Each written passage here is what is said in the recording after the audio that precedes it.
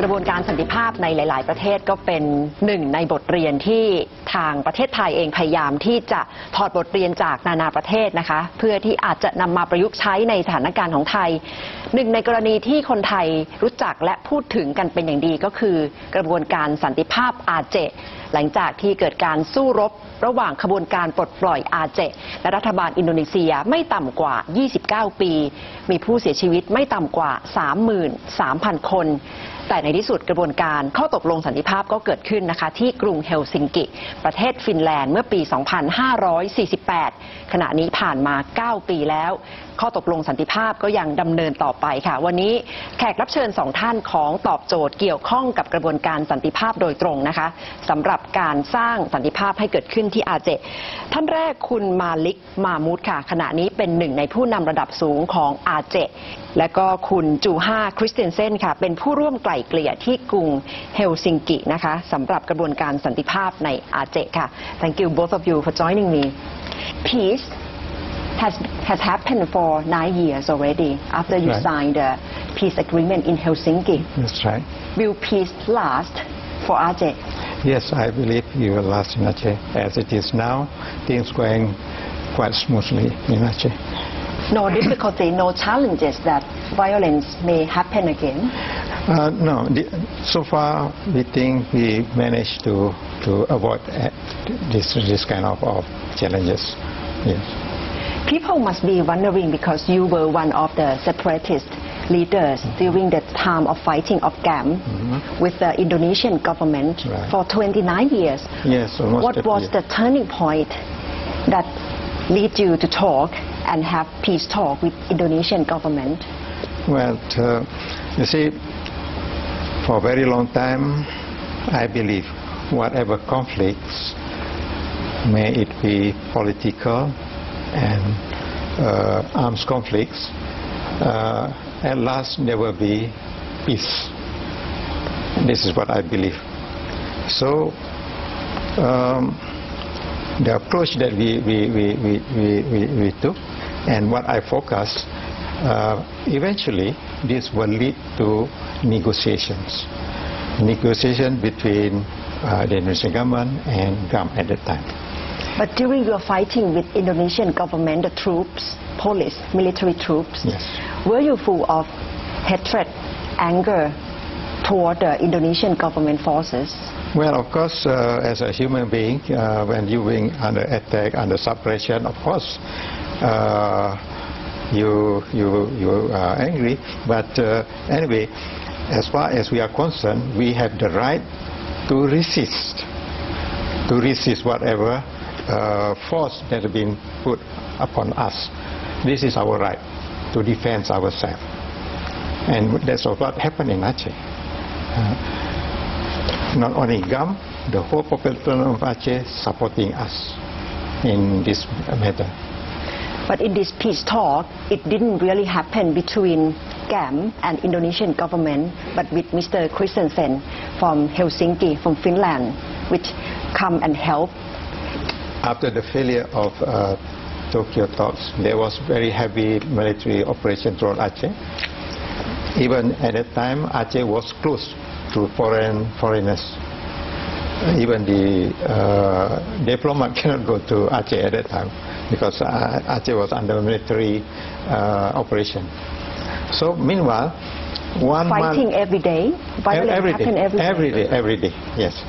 So 1 month after we left Tokyo, I went back to after the collapse of the peace Stockholm. talk. I stayed in Stockholm at that time. I met Johan Christensen. As our policy, GAM policy, is try to settle the conflict through negotiations, as what we have did in Geneva and in Tokyo. It is our agenda, in fact.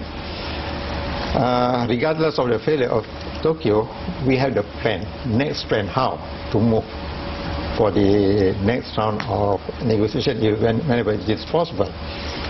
So you didn't want to give up at that point that the peace talk was collapsed in 2003? Right. Yeah. But we have in the mind, as I already said, anything will finally go to the table. So we are prepared for both ways. Even in the field, we are ready to fight, right? And fighting is going on. You mean you kept fighting on the street and had peace talk at the same time, in parallel? Yeah, in parallel. And then now in Aceh, when in Tokyo meetings collapse, fighting intensified in Aceh. But the other option is still, we are finding that the other option, that is negotiations. We are ready for that. So 1 month after Tokyo, we met Yoha. So we discussed as how the best way that to find peace negotiation. Yes. So at that time, we agreed that this time we would like Finland involved. That was the moment that Mr. Christensen came and joined in the peace talk. That's right. But how do you really convince GAM, Aceh and Indonesian government of your role as one of the mediator in the whole process? I was kind of a broker, kind of a bridge builder. So it was most important to establish trust with the GAM leaders first. You were not from the government? No. You were not from civil any society. I was party actually from private sector. I was a managing director for a Swedish-based medical company, and I think that helped me also a lot, that I didn't have the background of diplomacy or government. I was very pragmatic. It was a coincidence that every month I went to the headquarters, we could meet. So I reserved always half a day time that we can meet with the GAM leaders in Stockholm.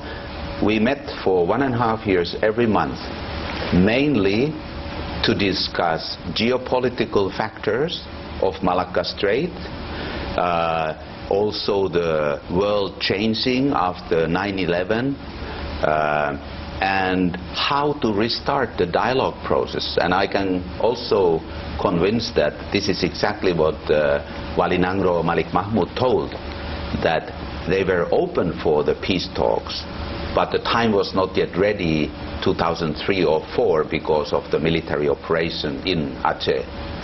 You said you had talk for 1.5 years with GAM leader, and at the same time, did you keep talking with Indonesian government as well? Do you keep it both ways? We met for 6 months first, only ourselves, with GAM leaders and myself, and then I informed them that, as he said, that we need to open a channel to Indonesian government, that I want to meet Yusuf Kalla. So in December 2003, it was the first visit for me to Jakarta, and in March 2004, Yusuf Kalla called me in to come to Jakarta to explain how I analyze the conflict and how I see the resolution for the conflict. That was kind of a key. He agreed with everything that I explained. Obviously, you need to make GAM leader trust in you first. What's the character or what's the capacity that you need to show to establish trust in your talk? I think it was many elements. One of the first elements was I was very transparent. I had a PowerPoint presentation, what is my education, what is my work history, and also what is my intention. Our first meeting lasted for 3.5 hours, first meeting. And of course there is another element. I speak Bahasa Indonesia extremely well. I know the political structure. So I think this was the way to build the trust. Also, nobody sent me. I was not working for anybody. I was an independent broker. So they felt that there must be honesty because he's not representing anybody.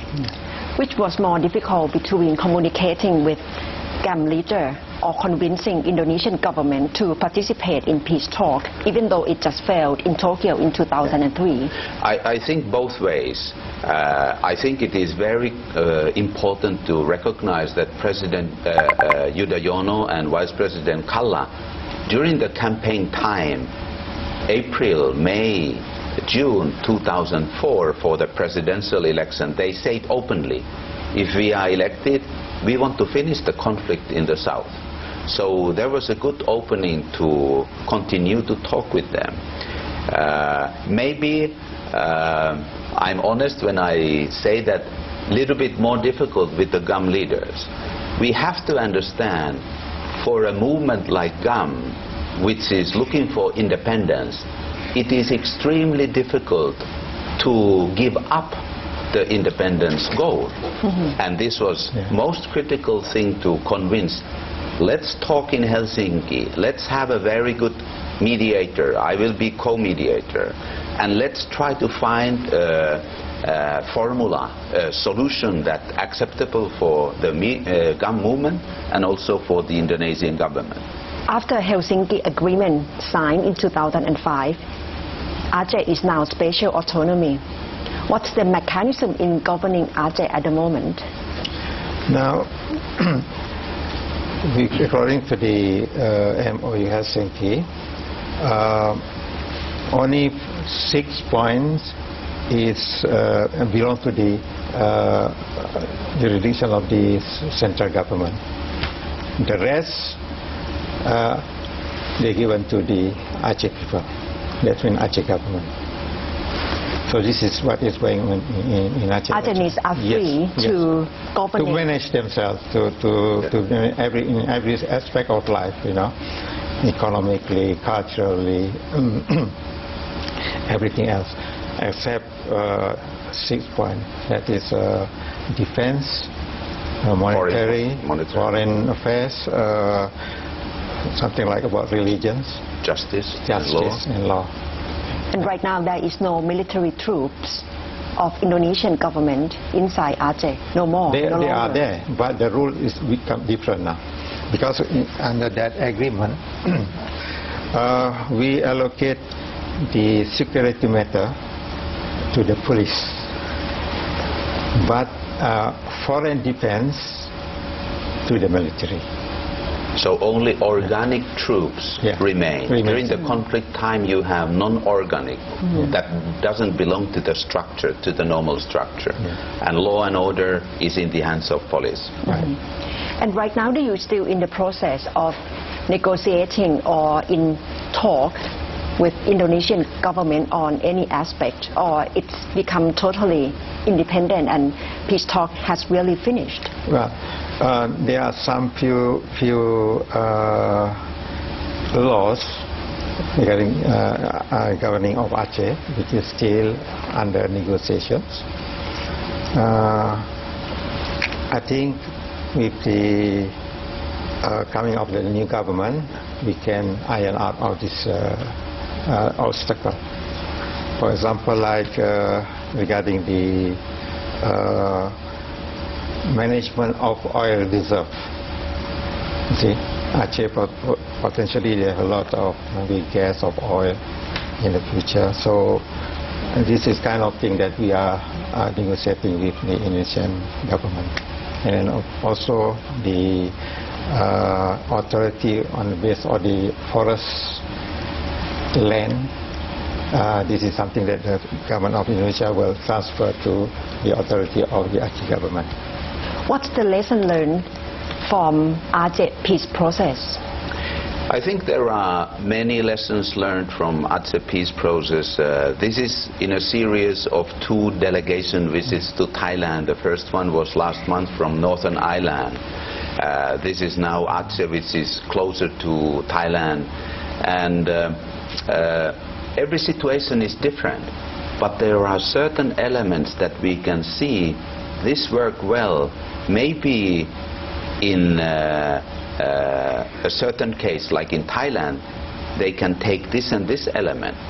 So one of the things that we think is very important, that both parties are really committed and sincere coming to dialogue.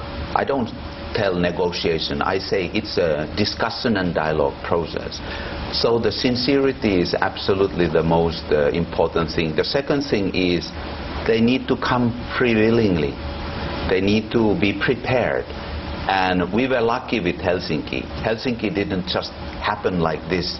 It was built on the previous failure and previous lessons learned. So we didn't repeat the same mistakes in Helsinki. And last but not least, both leaders, Malik Mahmoud, I know him. I have had secret talks with him 2003 and 4, just we two. I knew he's committed for dialogue. The same thing from new Indonesian government, President Yudhoyono and Yusuf Kalla. I knew I could count on that we should start the dialogue process in Helsinki because the time is ready.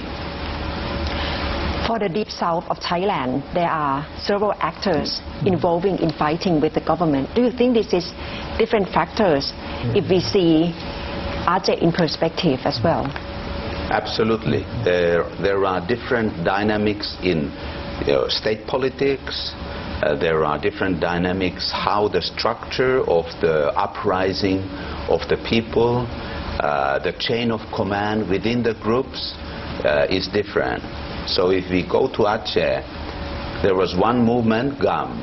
There was one leader, previously Hassan Ditiro, and after him it was Malik Mahmoud as the prime minister of the GAM movement. Also the readiness for the process was there because they had already started 1999. So yes, there are different dynamics, and that's why there needs to be certain kind of architecture, planning, how to move forward, how to actually, I call it navigation. We don't have a straight line. We need to analyze this here, maybe take a left turn, go a little bit back and then go straight and right. How to navigate forward. Anyhow, even there are differences. Based on our analysis, the conflict in the south can be solved. There is a solution, and like Malik Mahmoud said, there is always an end for any conflict in the world history. So there should be a lot of initiatives. It doesn't matter if one initiative is not successful, then we need to try again. Yeah. Because peace is so valuable for the nation, the state, and for the people that we can afford sometimes not be successful. I don't say it's a failure, it's not to be successful this time. But the role of military seems highly important, and one of the conditions in Aceh peace agreement is for Indonesian troops to withdraw from Aceh first. Should that happen in Thailand? I think this kind of decision and advice, we are not in a position to give. That is the decision of the leaders and the Prime Minister together with the military. They know better the condition in the country. But I do have to say that the role of military is key in every peace process. Whether Aceh, whether Mindanao, whether Myanmar, or whether southern Thailand, military is in the key position.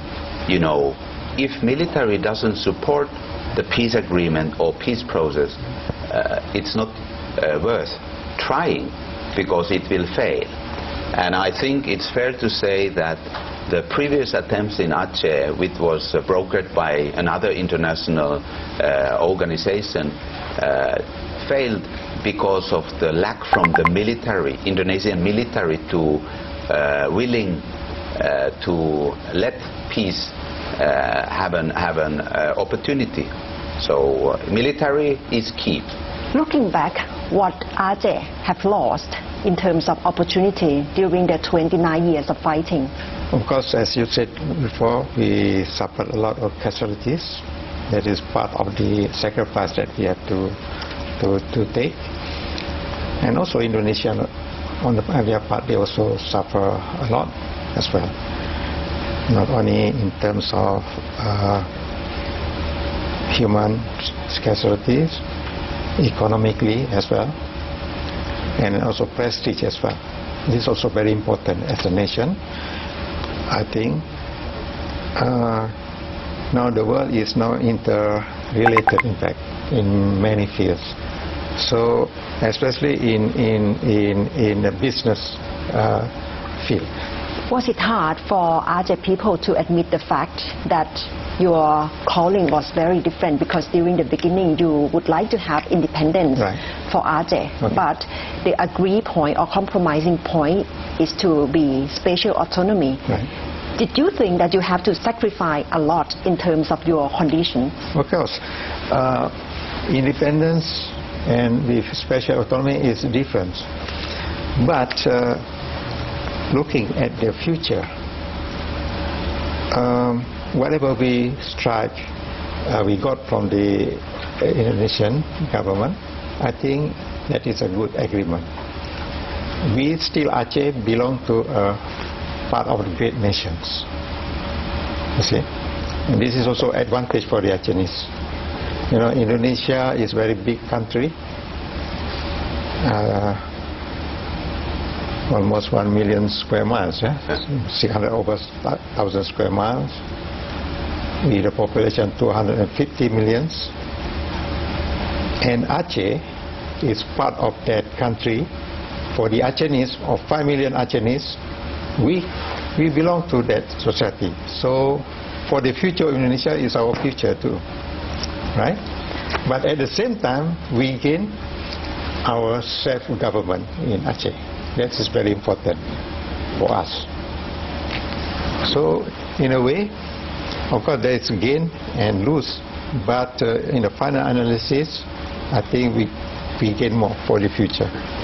5 million of Acehnese is very similar with the size of Scottish people. They just had referendum, but they couldn't have their own independence. Yeah. What do you think we can learn from these two cases of Aceh and Scotland? I think the really key point, which is also linked to southern Thailand, is ethnic identity. Yeah. Ethnic identity, it's referring to history, it's referring to language, it's referring to culture. And I know, of course, Aceh in very detail, their long history. And these are the factors why the people are unhappy or not satisfied with the central government. And in certain cases, it leads to, armed struggle. We look the history of Scotland. The latest agreement between England and Scotland is 1707. And in this agreement, they had the option for referendum. So I was surprised myself. I didn't know that United Kingdom, there is space for referendum. But they had to have it. And they had the right for that. And British government, David Cameron, they couldn't do anything else but say, yes, you can have the referendum. Sometimes we can solve questions with referendum. Sometimes there is an armed uprising, and then we need negotiations and we need dialogue process and we have a peace agreement.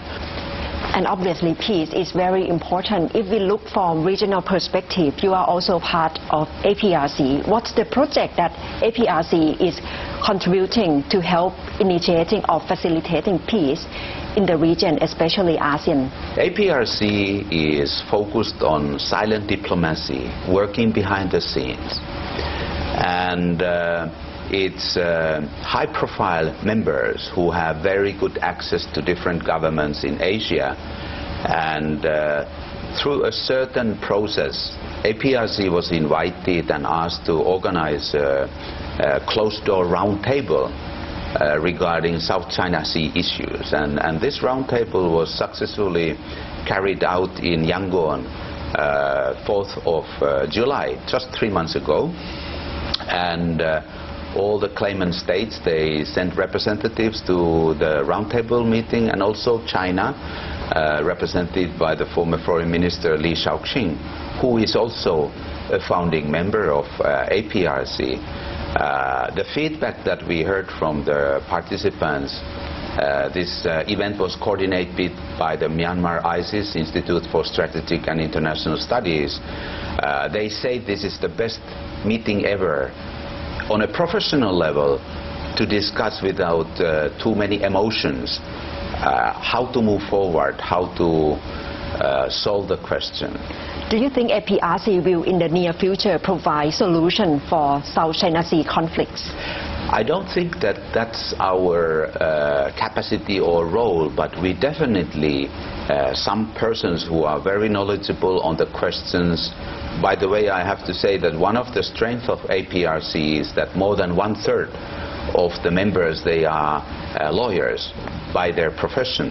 So they have a very good knowledge of constitutions and international laws and so on.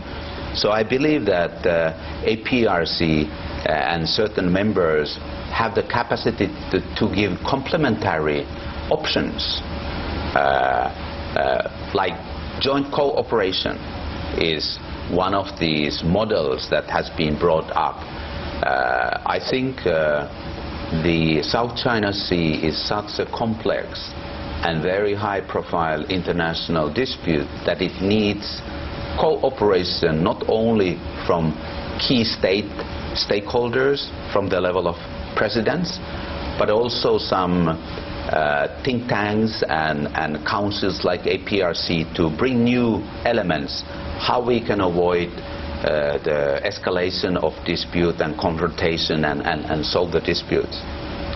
Seeing fighting still going on in many areas of ASEAN, what is your wish? Well, I wish all these conflicts should be resolved as what we have done in Aceh, by dialogue and find the best solution for the party concerns. And the key role, I think, in this case, one have to look about the fairness to the minority. That means the majority in the country, probably this the ruler, have to look at the minority interests with fairness, with dignity for all. This is very important. Thank you both of you for joining me for this program. Yes.